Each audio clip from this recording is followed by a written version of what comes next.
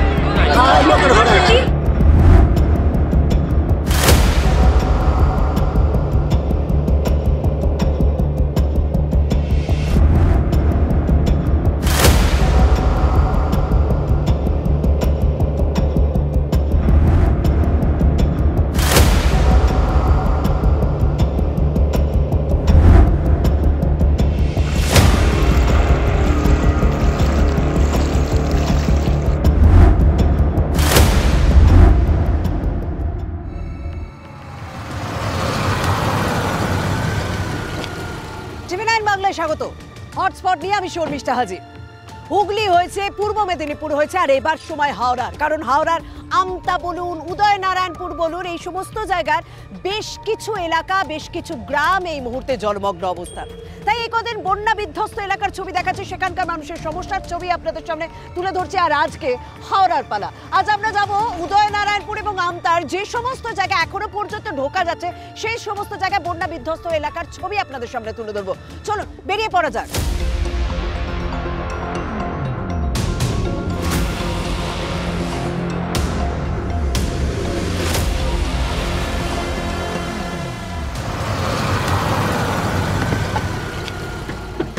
তাহলে এসে পৌঁছে আমাকে এক জায়গায় গাড়ি দাঁড় করাতেই হচ্ছে, কারণ রাজ্য সড়ক উদয়নারায়ণপুরে কানুপাট এলাকায় আমি পৌঁছে গিয়েছি। রাজ্য সড়কের উপর দামোদরের জল উঠে গিয়েছে। আশেপাশে যে সমস্ত ক্ষেত ছিল সেই ক্ষেত পুরোপুরি ভরে গিয়েছে এবং বলা হচ্ছে যে সামনে যতটা এগোবো ততটা নাকি জল বাড়বে। হ্যাঁ, সামনে ভবানীপুর এলাকা থেকে আপনি ডান দিকে বেঁকে যেতে পারবেন, কিন্তু সেটা পাড়ার মধ্যে দিয়ে যেতে হবে। আমার ইচ্ছা ছিল যে উদয়নারায়ণপুর থেকে আমি জয়পুরের উদ্দেশ্যে রওনা দেবো, কিন্তু আমি জানি না কতটা দূর পৌঁছতে পারবো, কারণ এই রাজ্য সড়ক দিয়ে আমি যতটা সোজা দেখছি ততটাই কিন্তু জল দেখছি এবং যতটা এগোচ্ছি। এই রাস্তা দিয়ে বাইক নিয়ে যাচ্ছেন, বাইকের তো দফারফা বলতে কি করে বসে চলবে বলুন? এতদিন হয়ে গেল। আমি কতদিন এখানে জল? আজ 3 দিন। এখানে জল কম। আমার বাড়ি হচ্ছে কুমারচক। আমার বাড়ি থেকে এসব জামা কাপড় নিয়ে ভিজে কাপড়ে বেরিয়েছি, ফের ওপারে গিয়ে পড়ব। আচ্ছা, মানে আমি কতটা দূর যেতে পারবো? আমি জয়পুর অবধি যাওয়ার কথা ছিল। জয়পুর আপনি পৌঁছাতে পারবেন না। আপনি এখান থেকে চাচড় রোড পর্যন্ত যান, ওখানে দেখবেন গ্রাম সব ভেসে গেছে। ওইদিকে পাকা রাস্তার উপরে 1 কোমর জল।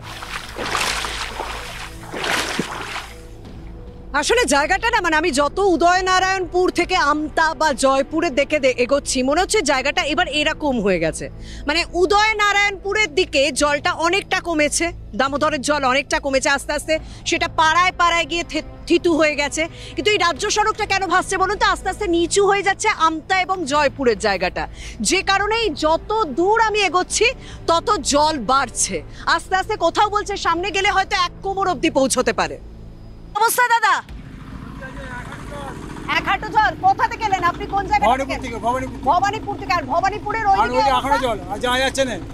ভবানীপুর থেকে আছে, মানে হেঁটেও যাওয়া যাবে না। 1 কোমর জল।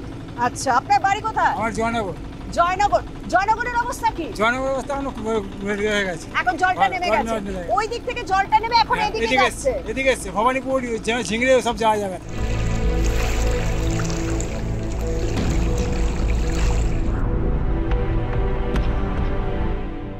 হতাশ হলাম, রাস্তা দিয়ে যাওয়া যাচ্ছে না। তো এখানে পাড়ার যারা দাদারা রয়েছেন তারাই বলেন যে নৌকো দিয়ে যাওয়া যেতে পারে, কারণ আমার চোখের সামনে তো পুরো জলই জল। দেখি নৌকো দিয়ে কতটা পৌঁছতে পারি। ভীষণ ভয়ের, কারণ খুব একটা অভ্যস্ত নই তো। যাই হোক, নৌকো দিয়ে এগোনোর চেষ্টা করি, কারণ নৌকো দিয়ে গিয়ে তাহলে হয়তো আপনাদেরকে একটু ভালো ছবি দেখাতে পারবো। আমি এখানটাই বসলাম।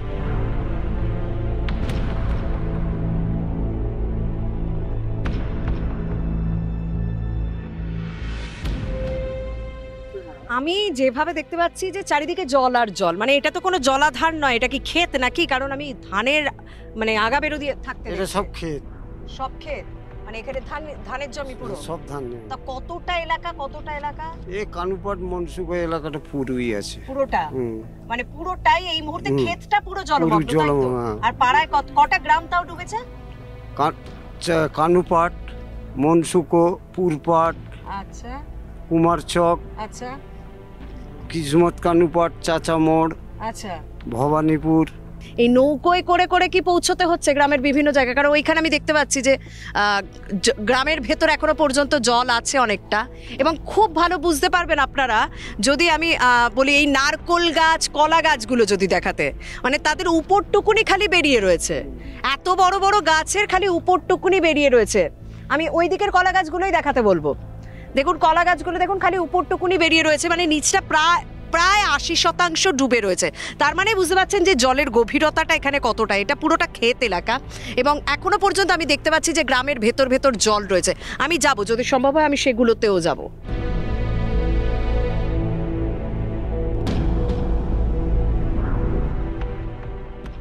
আমি যাচ্ছিলাম যখন, মানে খুব ভালো একটা উদাহরণ পেলাম যে প্রতি বছরই এরকম পরিস্থিতির মধ্যে পড়তে হয় এখানকার মানুষকে, এবং এবারে একটু বেশি, কারণ ওই যে জল ছাড়ার পরিমাণটা বেশি, যেটা বারবার মুখ্যমন্ত্রী বলেছেন যে জল ছাড়ার পরিমাণটা বেশি বলে আরও বেশি এলাকা ভেসেছে।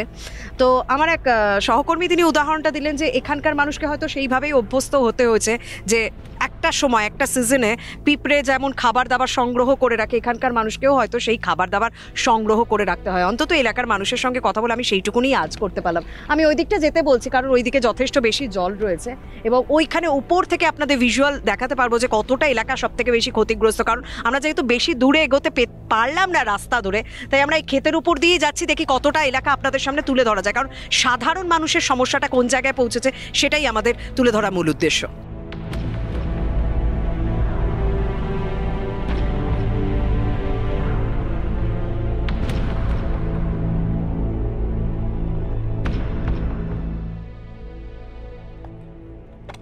দেখুন আমি যেখানে নামলাম না, এটা হচ্ছে মেন রাস্তা। যারা রয়েছেন তারাই আমায় বললেন যে এটা মেন রাস্তা, তাই ধরে ধরে এগোতে হবে এই মেন রাস্তায়। এখানে অনেকটা জল, হাঁটু অবধি জল পৌঁছে গেছে কিন্তু, এবং আশেপাশে যে কটা বাড়ি আছে না আমি দেখছি তালা দেওয়া, কারণ স্বাভাবিকভাবে এই জল যে যতটা উঠে গেছে তাদের বাড়িতে, সেই তালা দিয়ে তারা উঁচু জায়গায় চলে গেছেন।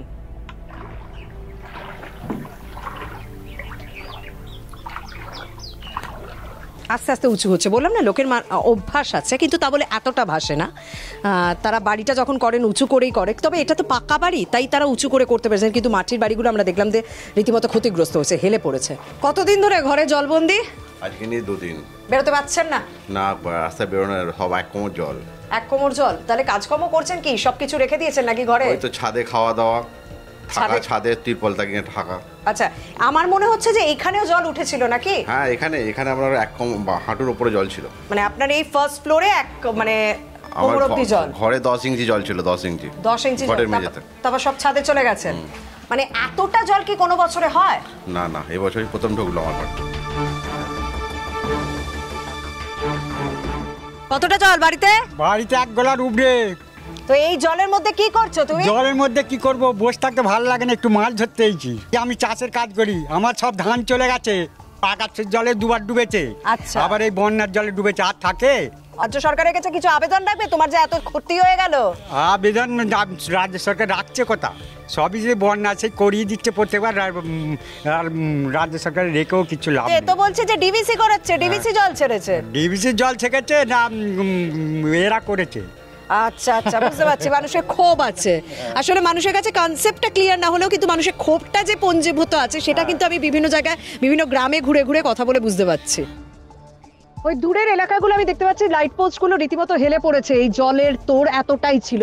সেই লাইট পোস্টগুলো যে কোনো মুহূর্তে, মানে যদি ভেতরের দিকে যাওয়া যায় তাহলে অনেক বেশি ক্ষতিগ্রস্ত হতে পারে, যে কোনো মুহূর্তে তার ছেড়ে জলে পড়তে পারে। তাই আর বেশি দূরে গেলাম না, আমি পুরো এলাকাটা দেখানোর চেষ্টা করছি আমার ড্রোন শটের মাধ্যমে যে কতটা এলাকা এখানে ক্ষতিগ্রস্ত হয়েছে, এবং যতটা দূরে যাব তত বেশি জল বাড়বে। আমি দেখতে পাচ্ছি যে একটা লাইট পোস্ট রীতিমতো হেলে রয়েছে।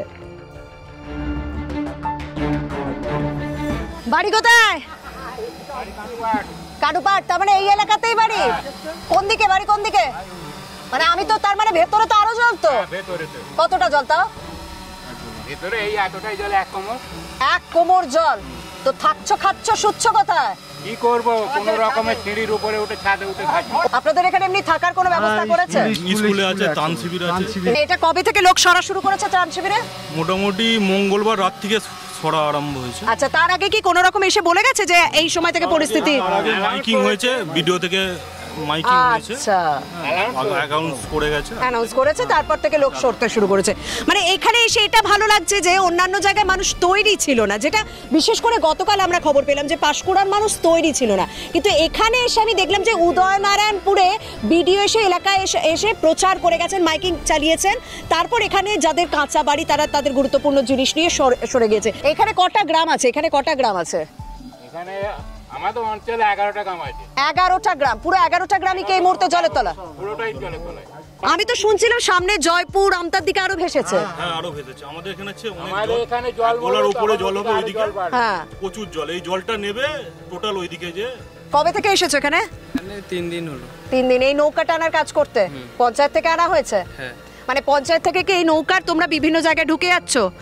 না, আমাদের ওখানে বিডিও অফিস থেকে এনেছে, ওখান থেকে বলে এবারে এখানে অনেক নৌকা এসেছে, 35টার মতো, এবারে সব যেখানে এক এক জায়গায় এসে গেছে। আচ্ছা, তোমাদের কাজটা কি হচ্ছে নৌকা করে? এই তো নিয়ে যেতে হচ্ছে কাউকে, কোনো খাবার কোথাও বলে দিয়ে আসা, ওই শুকনো খাবার যদি হয় কারোর বাড়িতে দিয়ে আসা, সেটার জন্য গ্রাম পঞ্চায়েত থেকে বিডিও থেকে এই নৌকোর ব্যবস্থা করেছে। এরকম নৌকো কটা এসেছে? নৌকো 35টার মতো এসেছে।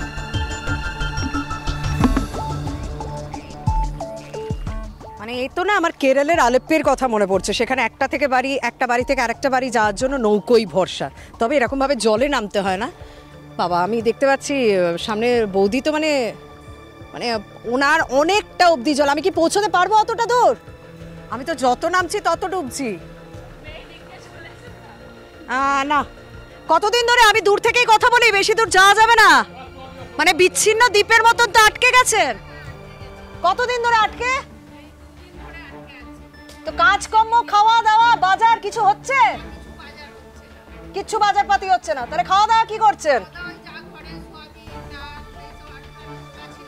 আচ্ছা, হ্যাঁ, ওই যে বলছিলাম না তখন পিঁপড়ের কথা, মানে পিঁপড়ের মতো খাবার সংগ্রহ করে রেখে দেন, কিন্তু কোনোবারে কি এতটা ডোবে? এই বছর বেশি।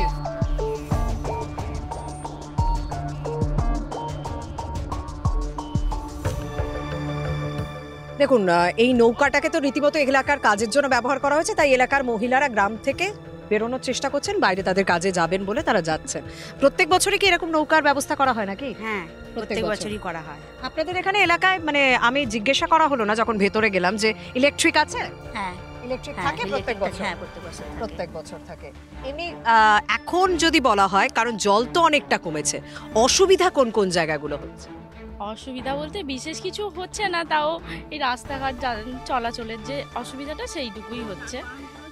তো কাজে যাওয়া যাচ্ছে না, বাড়ির যে ছেলেরা বা মেয়েরা কাজ করে সেখানে কাজের জায়গায় পৌঁছাতে পারছে না, এটাই সবথেকে বড় অসুবিধা। 3-4 দিন ধরে ছুটিতে নাকি? হ্যাঁ, ছুটিতে। যারা হঠাৎ হয়তো বাড়ি এসেছে কিন্তু তাদের অফিসিয়ালি ছুটি নিতে হয়েছে। মানে এটা কি প্রত্যেক বছরই সেরকম ভাবে অ্যারেঞ্জ করে রাখতে হয়? অ্যারেঞ্জ করে রাখতে হয়, ওটা ছুটিটা নিতেই হয়। গতকাল মুখ্যমন্ত্রী এসেছিলেন উদয়নারায়ণপুরে, জানেন তো? হ্যাঁ, জানি। হ্যাঁ, এদিকে মানে জানেন এদিকটায় কি এসেছিলেন না ওই দিকটাতে? ওই দিকটায় এসেছিলেন, হয়তো এদিকটা জলের জন্য বিশেষ অনেকটাই জল ছিল তো আসতে পারেনি হয়তো। মানে কদিন আপনাদের এমনি খাবার দাবার জলের কোনো অভাব হয়নি? না, সেই রকম অভাব হয়নি, কারণ আমাদের আগে থেকেই তো সংরক্ষণ করা সবই। মানে সেটা আপনারা নিজেরা রেখেছিলেন? আমরা নিজেরা রেখেছি। নিজেরা, মানে ত্রাণের জিনিস এতটা জলের কারণে এখানে পৌঁছতে পারেনি? না, এখনো আসে। এই বছর মনে হচ্ছে এখনো আসেনি। আচ্ছা, কারণ আসে না হলে। আর এই বছর আমাদের যেটুকু সংরক্ষণ করা ছিল সেইটুকুনি দিয়ে চলছে। এখানে কি কোনো এনডিআরএফ এর টিম এসেছিল? কারণ যেগুলো কাঁচা বাড়ি সেই বাড়িগুলো তো ব্যাপকভাবে ক্ষতিগ্রস্ত। আপনাদের এখানে পাকা বাড়ি আমি দেখতে পাচ্ছি, কিন্তু ভেতরে অনেক কাঁচা বাড়ি রয়েছে, মাটির বাড়ি রয়েছে, সেগুলো তো মানে এনডিআরএফ এর টিম এসেছিল কাউকে উদ্ধার করার জন্য? এসেছিল নিশ্চয়ই, কিন্তু আমাদের তো বাইরের দিকে বাড়ি, আমরা অতটা বুঝতে পারিনি। মানে এখানে কাঁচা বাড়ি বেশি না পাকা বাড়ি বেশি? পাকা বাড়ি বেশি। পাকা বাড়ি এই এলাকাটাতে? এই এলাকা আচ্ছা, আর ওই আমতা জয়পুরের দিকে কি কাঁচা বাড়ি বেশি একটু আছে? হ্যাঁ, কাঁচা বাড়ি আছে ওদিকে, ভিতরগুলো ভালোই কাঁচা বাড়ি আছে। মানে ওগুলো তো সবই নষ্ট হয়েছে। মানে খবর কিছু পাচ্ছেন? জয়পুর আমতার কিছু খবর পাচ্ছেন? মানে আমাদের থেকেও খারাপ অবস্থা, কারণ মুন্ডেশ্বরীর জলটাও চাপ দিচ্ছে, আবার এইদিকে ডিবিসির এই দামোদরের জলটাও চাপ দিচ্ছে। আচ্ছা, মানে বুঝতেই পারছেন যে এখানে দামোদরের জলটা, কারণ দামোদর নদের কাছাকাছি এটা এলাকা, এবং ওই দিকে যদি জয়পুর এবং আমতার দিকে যাওয়া যায় তাহলে কিন্তু সেখানে মুন্ডেশ্বরীর জলটাও চাপ ফেলছে। মানে আমি যখনই কথা বলছি আমার চারিদিকে সাপের কথা আসছে। এখানে কি সাপের উপদ্রব একটু বেশি নাকি এই সময়? হ্যাঁ, এই বন্যার সময় সাপের উপদ্রব আছে। মানে ভয় লাগে না তাহলে হাঁটতে? মানে কারণ এক হাঁটু জলেও তো আপনাদের ঘরে যাতায়াত করছে, বিশেষ কারণে তো বাইরেও বেরোতে হয়, ওই ভয় নিয়ে সবকিছু নিয়ে লাঠি হাতে নিয়ে বেরোতে হয়। বাড়িতে এমনি সব কার্বলিক অ্যাসিড দেওয়া থাকে। আচ্ছা, সেগুলো আগে থেকে আপনারা ব্যবস্থা করে রাখেন। কিন্তু লাঠিতে কি আর সাপ যাবে? তবু একটু নিজের আত্মরক্ষার জন্য না পারলেও চেষ্টা করা যায়। আচ্ছা আচ্ছা, যাই হোক, ওনারা ওনাদের ডেস্টিনেশনে পৌঁছে গেছে, ওনাদেরকে নামিয়ে দিই, তারপর আমাদের নামার পালা।